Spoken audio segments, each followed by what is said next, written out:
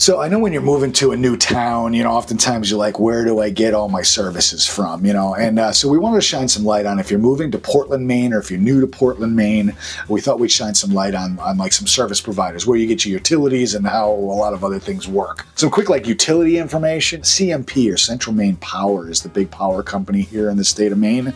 If you Google Central Maine Power, obviously, just like any other power company, you'll get pros and cons on them. They do a pretty good job here in Maine, though. I think like when we have outages and stuff, they're pretty quick, and they got some pretty good technology kind of showing you when and how long it's going to be and stuff like that. I know in more rural areas it's more difficult, but we are talking about Portland, Maine, and they're, in my experience, have been pretty good about getting power back on quickly and all that stuff, and the service is good. We got some great internet speeds here in Maine, and Spectrum is a big provider. They're the cable company. If you're looking at fiber, fiber is starting to come to Maine, and you could probably get a lot of that out there. I think there's a few different companies, and they're starting to come in. So if you're looking for fiber internet here in Maine, go to the Google and check that out, because it is here in certain spots. But Spectrum is the cable company. They also offer high-speed internet. Water company is Portland Water District. They cover a big portion of southern Maine here, but the Portland Water District is where you can get your water from. We wanted to talk about Portland Public Works, because they help a lot with like the parks, the roads, the water, the trash, all that kind of stuff. It's a great resource to go, like if you're looking at for just some great maps, and like when we're having a snowstorm, like what the plow times are going to be. There's really some great information that you can find at Portland Public Works. Great community centers around Portland where you could take like classes, adult classes.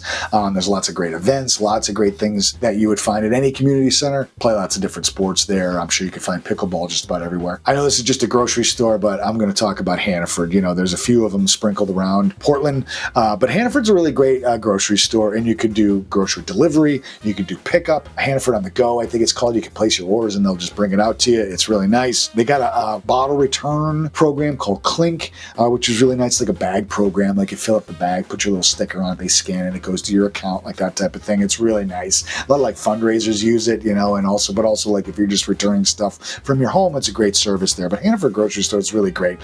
This one is great. 2 Dine In, the number 2 Dine In is a great company out there. It's a local company, and it's similar to like Grubhub, but it's local. So if you're looking at a way to like have some food delivered to you, check out 2 Dine In right in town Portland, and it's a great service. Highly recommend it, especially if you're looking for more of a local provider. Parking in Portland, parking can be a challenge. If you've been in downtown Portland, they're building a lot of garages around because we do need more parking, and it's getting a lot better, I gotta admit.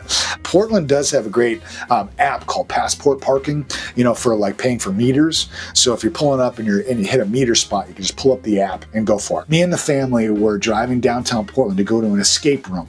It's on Congress Street there, and it was pouring rain. So we found this lot, and I was like, oh good, they got Passport.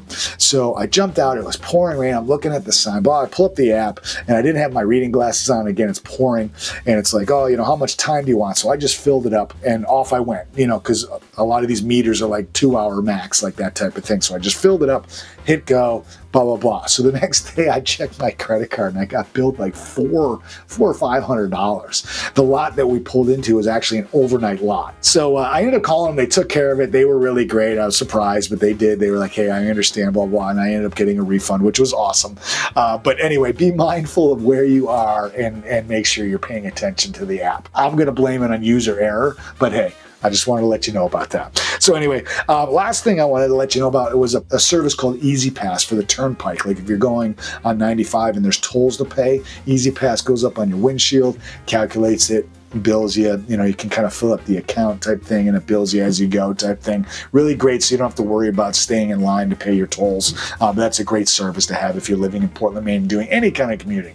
Highly recommend that. So anyway, hopefully this was helpful. If I missed anything, comment below. If you have any questions about anything that I mentioned, comment below. We'd love to hear from you. And remember, if you make Maine your home, you don't have to do it alone. Please make sure that you subscribe to the channel and one of these buttons over here. You get a lot of great information about real estate, the state of Maine, cool things to do, all that kind of stuff. And of course, if you have any questions at any time, comment below or hit us up on all social media platforms, and we'd love to help you out. And we love talking about Maine and real estate in Maine.